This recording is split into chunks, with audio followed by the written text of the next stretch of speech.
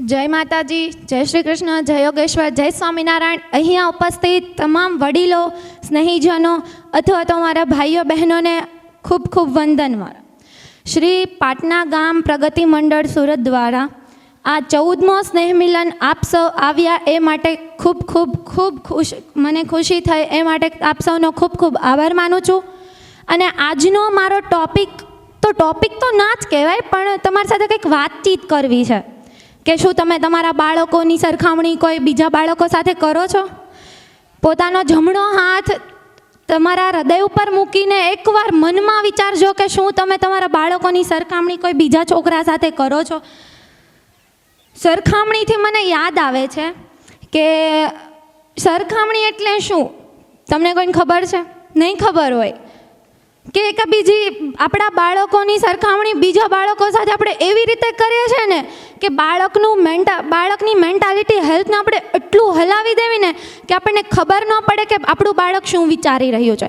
આ વસ્તુને બદલવા, એમાં કંઈક ચેન્જ લાવવા માટે માત્ર ને માત્ર 6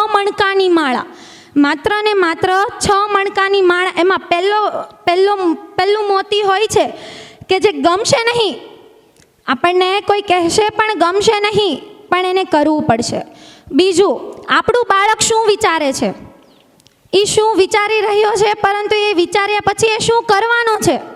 ત્રીજું, કે આપણું બાળક કેવા એન્વાયરમેન્ટમાં જીવે છે, શું આપણે જે એને એન્વાયરમેન્ટ પૂરું પાડીએ છીએ, પર્યાવરણ પૂરું પાડીએ છીએ, શું એમાં એની મનની સ્થિતિ સમજી શકો છો? પણ આપણે નથી સમજી શકતા. એ માટે છે ને થોડીક વાતચીત તમારી સાથે કરવી છે. મારા માતા પિતા સાથે વાતો થોડીક તો કરીશ, પણ એની સાથે સાથે અહીંયા ઉપસ્થિત તમામ બાળકો સાથે પણ હું થોડીક વાતચીત કરીશ. ઘણા મમ્મી પપ્પા છે ને પોતાના બાળકને કહેતા હોય છે કે તું આની જેવો છે, તું બાજુવાળા જીયાનને જો, કે આમ જો તો એ કેવો છે, સ્કૂલેથી આવીને બેસી ગયો નથી, એ રમવા નથી ગયો, એ માત્ર ને માત્ર હોમવર્ક લઈને બેઠો છે, અને તું આવો છે, તું તેવો છે, તું પહેલાં જેવો નથી, આની જેવો નથી, પહેલાંને જો ને પહેલો નંબર લાવ્યો છે. તમે તમારા બાળકનું તો જુઓ કે શું એ તમારું બાળક બીજી કોઈ પ્રવૃત્તિમાં રસ ધરાવે છે? આપણે માત્ર બાળકને છે ને ભણવા પર ફોકસ કરવાનું કેવી કે તું માત્ર ભણ્યા જ કર. આમાંથી અડધા મમ્મી પપ્પાને નહીં ખબર હોય કે મારા બાળકનું ફેવરિટ સર કે મારા બાળકનું ફેવરિટ ટીચર કોણ છે, કે મારો બાળકને શું વધારે ગમે છે. અડધા ભાગને નહીં ખબર હોય. એ તમારા બાળકને પૂછજો ઘરે જઈને કે શું બેટા તને શું ગમે છે. ઘણા બાળકો છે ને મૂંઝવીને ભણતા હોય છે. મેં ઘણા બાળકોને જોયા છે કે જે એમ કહેતા હોય કે મમ્મી મારે નથી ભણવું, મમ્મી મારે આ સ્પોર્ટ્સમાં જવું છે, મમ્મી મારે આમ નથી કરવું, કે પપ્પા મને આમાં જવા દો, મારે આ ફિલ્ડમાં જવું છે. ઘણા બાળકો કહેતા હોય છે, પણ અત્યારે કેવું બન્યું છે કે બાળકના સપના નહીં, બાળકની હિંમત અને માતા પિતાઓના સપના, બાળકની મહેનત અને માતા પિતાઓના સપના માતા પિતાઓ મજબૂર કરે છે. કોઈ છોકરાને IITમાં નથી જવું. IIT એક ફિલ્ડ નથી, બહુ મોટી ઇન્સ્ટિટ્યૂટ છે. મેં ઘણી વખત જોયું છે કે IITમાં જવા માટે એના મમ્મી પપ્પા એમને ફોર્સ કરે, પણ એ છોકરાને આગળ ભણવું જ નથી હોતું.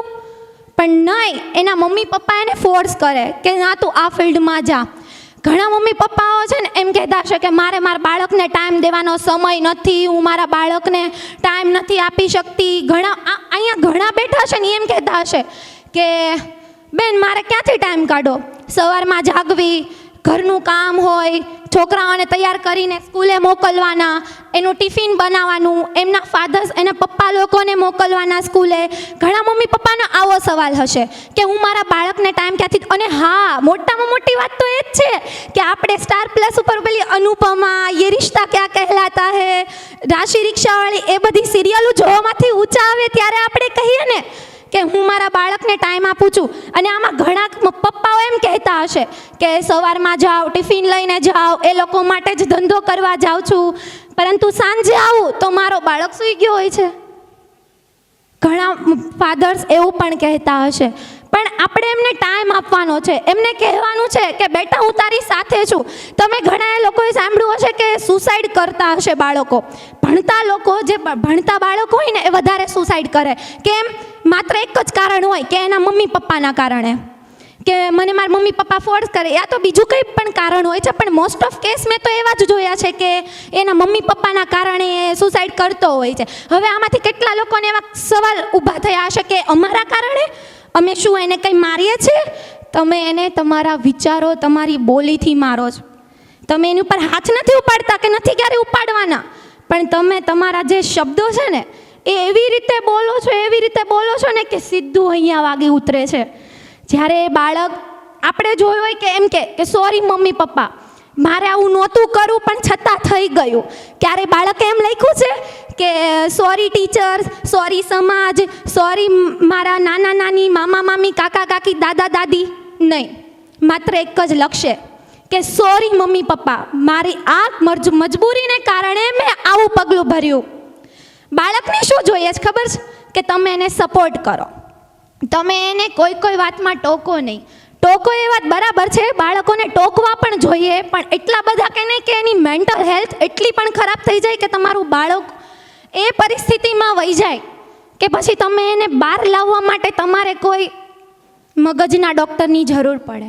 અને મગજનો ડૉક્ટર પાસે આપણે આપણા બાળકને લઈ જાય ને એટલે બાળકના મનમાં એમ થઈ જાય કે હું મગજ વગરનો હોઈશ, હું આવો હોઈશ, કેમ આમ કરે છે?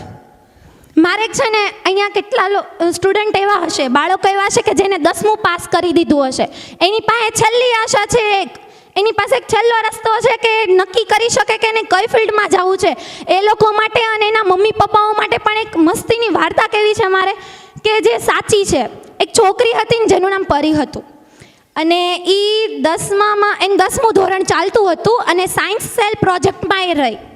સાયન્સ સેલ પ્રોજેક્ટમાં એ પ્રોજેક્ટ બહુ જ અઘરો, પરંતુ એને એમ કહ્યું કે ના, તું છે ને નો રે એમાં, હું તને નહીં જવા દઉં. પરંતુ નહીં, એની મમ્મી એમ કીધું કે મારી છોકરીને રહેવા દો ને. એના પપ્પા એમને ના પાડી. પછી એના પપ્પાએ કીધું કે નહીં, એ ફેલ થશે ને તો આપણી જ ઇજ્જત જશે. પછી એ છોકરીની મેન્ટલ એટલી સ્ટ્રોંગ બની ગઈ ને, એના મમ્મી પપ્પાના વિચાર છે ને એકદમ પોઝિટિવિટીથી લીધા. એને કહ્યું કે ના, હું કરીને બતાવીશ. છુપીને સ્કૂલે જતી અને સ્કૂલેથી ને પ્રોજેક્ટ કમ્પ્લીટ કરતી. જ્યારે એ છોકરીનો નંબર આખા ગુજરાતમાં બીજો અને આખા સુરતમાં પહેલો નંબર આવ્યો, તો જ્યારે એ છોકરીએ નક્કી કર્યું હોય કે ના, હું કરીને જ રહીશ, ત્યારે એને આ કર્યું હશે ને, તો આપણે પણ વિચાર. અને સાથે સાથે હા, જો એના મમ્મી પપ્પાનો પણ છેલ્લે એને સપોર્ટ મળ્યો કે એને થોડું એના મમ્મી પપ્પાને દેખાવા લાગ્યું ને કે હવે મારી દીકરી મુકામ પણ પહોંચી ગઈ છે, એટલે એને કહ્યું કે ના, જા તું કર, અમે તારી સાથે છીએ, ભલે તું ફેલ થા. આ છોકરો અને એના મમ્મી પપ્પા વચ્ચેનું અન્ડરસ્ટેન્ડિંગ ગેપ, આપણે એવો જ કંઈક ગેપ ઊભો કરવાનો છે. આથી કોઈ પણ બાળક એમ ના કહી શકે કે મારી મમ્મી છે ને મને ઓલા હાથે સરખામણી કરે છે, મારી મમ્મી મને નકરું ટોક જ કરે છે. એવું નથી કરવાનું. નથી થતું ને સરખામણી કરવાની બંધ નથી થતી ને, છતાં પણ કરો. થાય છે તો પણ કરો, નથી થતી ને તો પણ કરો. ઓલું કહે છે ને કે એક મુઠ્ઠી ચણા અને એક મુઠ્ઠી મગને જો આપણે મુઠ્ઠી ભરીએ ને તો મઠ વધારે હશે, ચણા ઓછા હશે. માત્ર તો એક મુઠ્ઠી જ હતી ને, પણ નહીં, અલગ અલગ થશે. કેમ? અલગ અલગ વસ્તુ છે. તો આપણે બાળકોની સરખામણી શું કામ કરીએ છીએ? બે બાળકો અલગ અલગ છે એને શું કામ ભેગા કરીએ છીએ? જ્યારે આપણે 5 આંગળી છે એ બહુ અલગ અલગ છે. બહુ પુરખોથી કહેતા આવ્યા છે કે 5 આંગળી અલગ અલગ હોય છે, જ્યારે આપણે એની સરખામણી નથી કરી શકતા. પરંતુ એને ભેગી કરીને જો મુઠ્ઠી વાળીને જોજો કે બધી હરખી લાઈનમાં થઈ જશે. કેમ? એક બાળક સ્પોર્ટમાં જાય છે, એક બાળક સ્ટડીમાં હોશિયાર છે, એ બધાનું ગ્રુપ બનાવો.